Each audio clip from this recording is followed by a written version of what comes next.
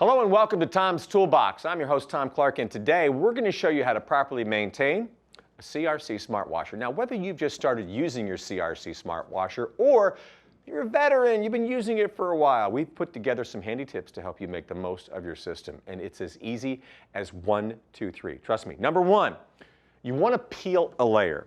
So I just lift up. I'm going to peel a layer here. You want to do it every week because it restores optimal filtration. Now, be prepared for some exceptions. This is common sense coming into play here. Layers may be peeled more frequently with heavy usage. Number two, change the filter. I'm back up under the hood right here, and I'm taking care of everything. You see, after 4 weeks, the filter is spent. So I'll pull it out, and I'll put a new one back in there. Microbes are added to the solution each time a new filter is installed to keep the colonies healthy. Number three, I'm going to add some Aussie Juice cleaning solution. Now, when the red Add Fluid light on the control panel is on, you want to add an entire 5-gallon container of solution. There's my red light right there. So what I'm going to do, I'm going to add me some Aussie Juice. So I'll take this off here, and I'll take this off here. You see, fluid sustains the microbial ecosystem. When optimal fluid level is established, the microbial colonies are going to flourish, optimizing the microbe's ability to clean the Aussie Juice cleaning fluid for its next use. Get all that in there. And you're going to notice in just a second that red light is going to go out. Now, the SW23 model, it is absolutely mobile. As you can see, there's wheels down there, so it can be unplugged and moved around. But you want to make sure that you plug it back in as soon as possible. Now, when a smart washer is left unplugged, the solution is going to drop in temperature. The microbes in the solution like warm temperatures, so the system is going to perform at peak performance. At low temperature, both bioremediation and reproduction rate of the microbes slows down. So let's say I got to clean a part. Here's my part. I'm going to put it in here.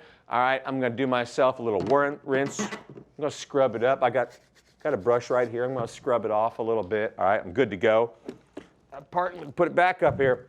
Now, if you're going to store the parts after cleaning, that is, I'm not going to use it right away. You want to give them a coating of protection. Now, that could be CRC's SP350 or SP400. It's to stop rust from developing. So I do a little spray, and I'm going to be good to go.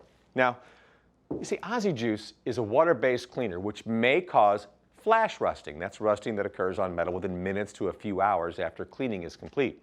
The Aussie Juice SW6 solution does contain a corrosion inhibitor, which will protect your part for a few hours. A warning on other chemicals, though. Warning, warning, warning. Biocides will kill the Aussie microbes. So you don't want to use disinfectants, don't use antibacterial solutions, no poisons, no pesticides near your CRC SmartWasher. Also, dumping waste oil into the CRC SmartWasher, it's going to smother and kill the microbes. Loading excess oil or greases will encapsulate the microbe and impede its ability to capture oxygen.